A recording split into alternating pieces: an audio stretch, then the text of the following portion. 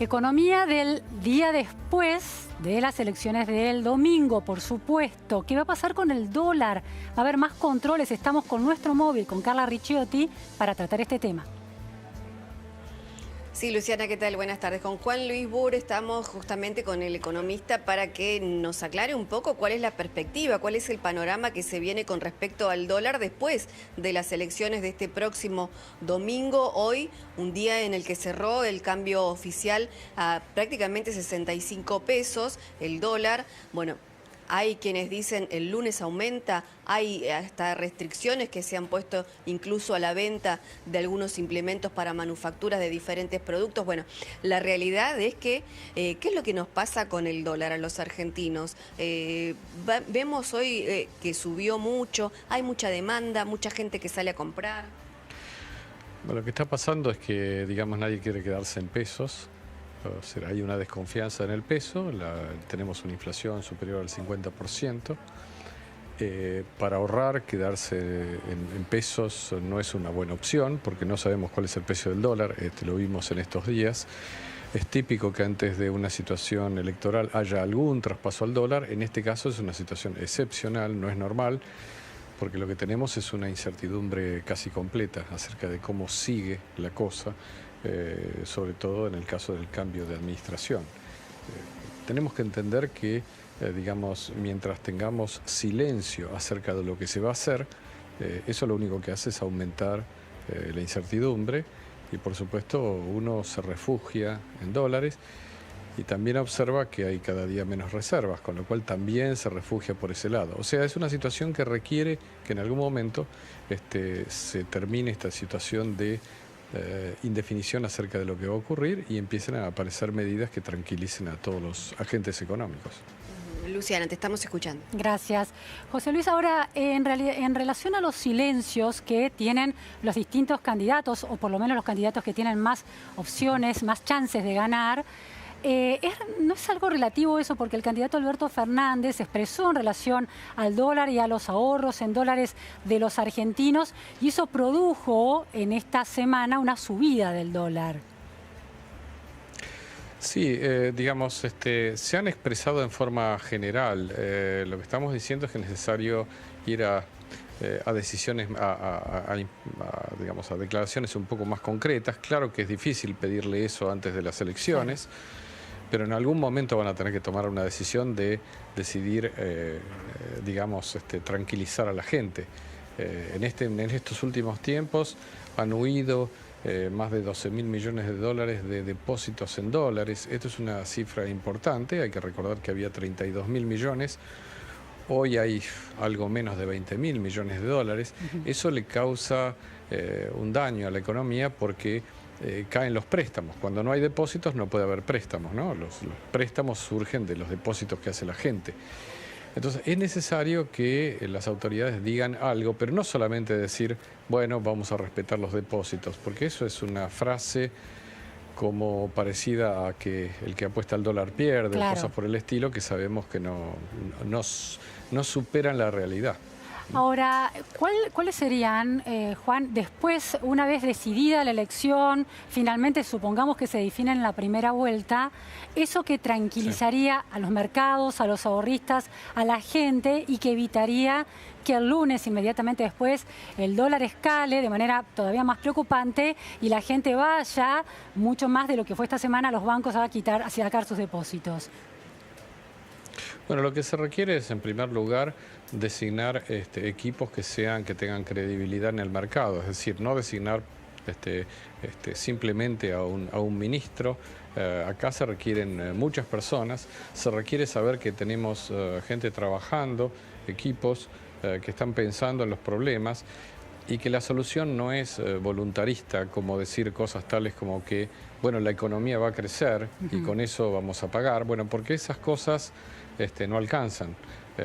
Lo que se requiere es conocer un equipo sólido que pueda ir a negociar en el mundo. Si uno escucha las declaraciones del candidato Fernández, por ejemplo, que quiere hacer una reestructuración a la uruguaya, yo le diría que esa reestructuración pasó de tener déficit a tener un superávit de 4 puntos del PBI. Estamos hablando de un cambio muy fuerte en la situación fiscal, básicamente hecha con reducción de gasto y no con aumento de ingresos, o sea, de impuestos. Ajuste, esto es ajuste. Bueno, este es un ajuste, digamos, que le permitió a Uruguay ser un país que nunca entró en default. Claro. Y al no entrar en default es un país que hoy en día, cuando va a tomar deuda en el exterior, paga una sobretasa sobre el bono americano de 100 puntos, 120 puntos. Nosotros pagamos 2.200 puntos. Es decir, no pagamos nada porque no podemos, claro, no podemos tomar deuda, pero tendríamos que pagar 2.000. Ahora, ese ajuste parece ser poco políticamente aceptable en la Argentina, ¿no? De acuerdo, digamos, nosotros solemos oponernos a cosas tales como la ley de gravedad o la ley de caída de los cuerpos, y bueno, me parece bien. Ahora, oponerse a eso sistemáticamente lo que hace es que cuando uno se cae, se rompe la cabeza. Lo que vamos a tener que hacer es pensar seriamente de tener una clase política que pueda convencer a sus votantes, a sus aliados, de que hay que hacer algo. No digo, no digo volver a hacer el 4%, lo que estoy tratando de decir es que usted tiene que hacer algún esfuerzo importante. Los uruguayos no solamente hicieron eso, sino que fueron y trataron de convencer a todos los bonistas, a todos los acreedores que tenían, de que efectivamente iba en serio su programa. Mi pregunta es, ¿alguien cree que tenemos hoy en día un equipo que haya dicho algo como para decir vamos en serio por los próximos años? Bueno, yo creo que esa falta de precisiones, ¿no? De precisiones en el plan de gobierno hace que nos resulte tan difícil ir adelante. Ahora, Juan, una de las cosas que se dijo después de las PASO y de la devaluación del peso y la subida del dólar es que el mercado ya había descontado finalmente los riesgos que avisoraban el futuro en relación al cambio de gobierno. Sin embargo, el dólar sigue subiendo y la incertidumbre está instalada de vuelta. Aun cuando el candidato Alberto Fernández, después de las PASO, sostuvo que el dólar a 60 pesos era un límite aceptable. ¿Cómo decir? Los mercados no descontaron nada. Puede pasar, puede seguir esta incertidumbre agravándose después de la elección. A ver, lo que pasa es que tenemos que recordar que estamos en una economía que tiene una inflación que está entre el 4 y el 5% mensual. Si uno le pone el 5% mensual en agosto a un precio que valía 60, eso tiene que subir todos los meses, claro, 5%, y eso lo lleva a un nivel que, bueno, hay que hacer la cuenta cuánto es diciembre a agosto. Ahora, más allá del 5%, hay otros problemas. Y el otro problema es que nosotros podemos decir que un nivel de 60 es bueno en términos de una economía normal, pero no es el nivel probablemente adecuado en el medio de una crisis. En el medio de una crisis usted puede tener un nivel que es mucho más alto, seguramente lo puede tener transitoriamente. Le doy el ejemplo. En la crisis del 2002, el dólar pasó, o sea, el peso se depreció y el dólar saltó de 1 a 4. Pero después, el año siguiente, el dólar bajó a 3 pesos. Claro. Es decir, se normalizó. Usted pasó de 1 a 4, claro, usted tiene lo que se llama un overshooting, o sea, salta el nivel al que tiene que llegar, supera el nivel que tiene que llegar y después aprecia. Bueno, yo no sé si el dólar tiene que ir de 60 a 80 o a 100 para después volver a 80 o 60, pero usted puede tener momentos mientras no define nada, mientras tiene la estrategia, repito, la estrategia del silencio, y bueno, usted lo que va a lograr es que el dólar sea muy alto. Juan, ahora la otra estrategia que está aplicando el gobierno actual, y parece que es el único camino, aunque no funciona del todo, es estar interviniendo en el mercado de dólares con reservas del Banco Central. ¿Qué va a pasar después de las elecciones si eventualmente se da por ganador ya definido, por ejemplo, el Frente de Todos, con esa posibilidad que tampoco está funcionando del todo, al 100%?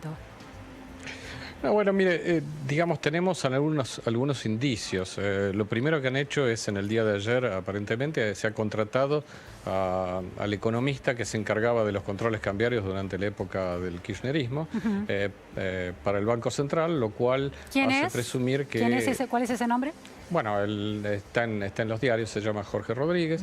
Es probable que, digamos, la estrategia sea profundizar el control cambiario, por ejemplo, que el límite de $10.000 por individuo por persona pueda reducirse sustancialmente a partir de la semana que viene o del 1 de noviembre. Eso para la compra de nuevos dólares, pero para el retiro de los ahorros que tienen las personas, ¿usted cree que va a haber intervenciones a partir de la inclusión de Rodríguez en esta gestión? No, yo creo que lo que estoy hablando me refiero exclusivamente a los límites a la compra, porque eso detiene lo que se llama el rulo, ciertas operaciones que hacen perder reservas al Banco Central. Lo otro que estamos hablando es depósitos en dólares, que en realidad usted tiene los encajes en el Banco Central y tiene los préstamos otorgados en dólares. Sobre esa parte de los depósitos no debería haber problemas. Por supuesto, una cosa es lo que yo digo y otra cosa es lo que la gente puede creer o hacer. Hoy había cola en los bancos, ¿no? Se veían en distintos bancos colas de ahorristas retirando su dinero. Bueno, pero tengamos cuidado porque esas colas pueden ser por muchos factores. Hoy en día los bancos tienen abarrotados de gente nerviosa. No se trata del retiro de los dólares. Si usted tiene que retirar dólares, usted avisa con 48 horas de anticipación, no días, perdón, 48 horas de anticipación.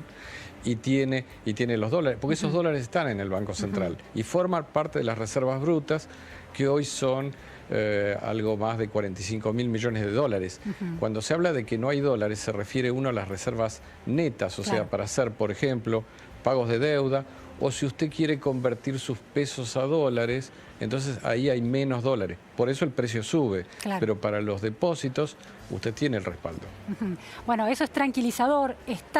El tema es que si la crisis se acentúa, las medidas de gobierno tengan una escalada mayor en cuanto al control del dólar y se hable, por ejemplo, de un corralito a esos depósitos. ¿Esa posibilidad está en el horizonte? No, bueno, digamos, esa es una hipótesis bastante, digamos, de un comportamiento bastante suicida, diría yo. No creo que esté en la cabeza ni de esta gestión ni de la próxima gestión. Creo sí que tienen previsto cuestiones tales como, dado que hay poca oferta de dólares, tratar de mejorar esa oferta. Eso significa dejar subir alguna parte del tipo de cambio. Por ejemplo, que haya un tipo de cambio financiero, digamos, que sea más alto, y que ese tipo de cambio financiero permita que las operaciones que uno quiere hacer con financieras y ya no comerciales se puedan hacer libremente, pero a un tipo de cambio libre. Libre puede ser 70, 80, 90, no sé cuál es el tipo de cambio que va a acontecer. Pero eso, separarlo, segmentarlo de lo que es el tipo de cambio comercial, tampoco para evitar un impacto sobre la inflación. También, porque en última instancia, si usted tiene un aumento del tipo de cambio comercial, es decir, sobre el que se hacen las transacciones, bueno, usted va a tener una consecuencia directa sobre la inflación.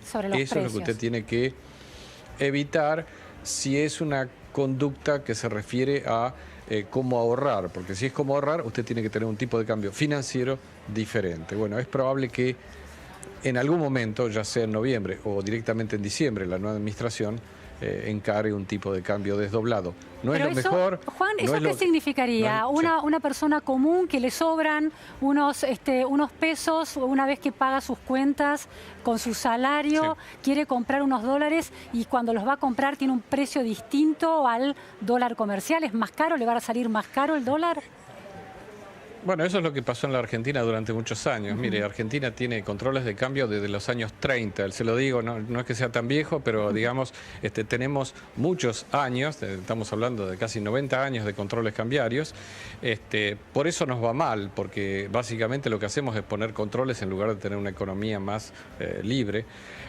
Eso significa, en el ejemplo que usted dio, es que una persona que le sobran 10.000 pesos, para decir algo, puede ir a comprar. La pregunta es si va a comprar 150 dólares o va a comprar 100 dólares, y es probable que compre 100 nada más, porque el tipo de cambio va a ser más alto que el tipo de cambio actual. Pero el Banco Central no es el que va a vender los dólares, se lo va a vender otro particular u otra persona que está ingresando fondos a la Argentina. Es decir, Eso es un mercado más parecido a un mercado libre, donde el precio es más alto que el precio actual.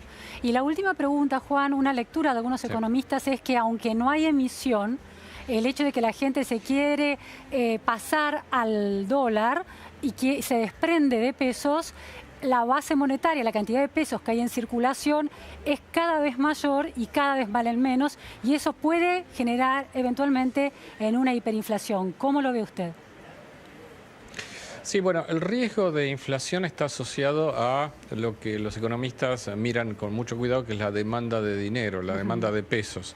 En este momento la gente no quiere pesos, eso está claro.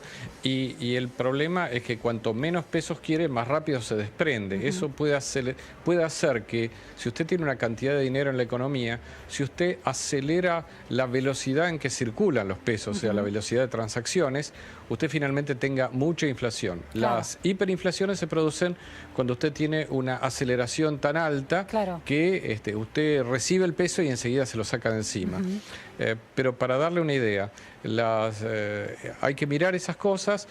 Un agregado que uno mira es lo que se llama el M1, que son cuentas corrientes y ciertos depósitos básicos, contra el PBI. Ese nivel estaba en 8% del PBI en su momento, hoy está en 6% del PBI. Si ese número cae al 4 o 3%, tenemos un riesgo muy alto de un proceso de muy alta inflación, y de muy alta a hiperinflación, bueno, usted tiene un ratito nomás para hacerlo. Por eso hay que ser muy cuidadoso para que retorne la confianza en el peso, que es muy fácil decirlo, pero tenemos muchos años de historia negativa, ¿no? Muchísimas gracias, Juan Luis Burr, por estas precisiones muy claras también. Gracias, muy buenas tardes.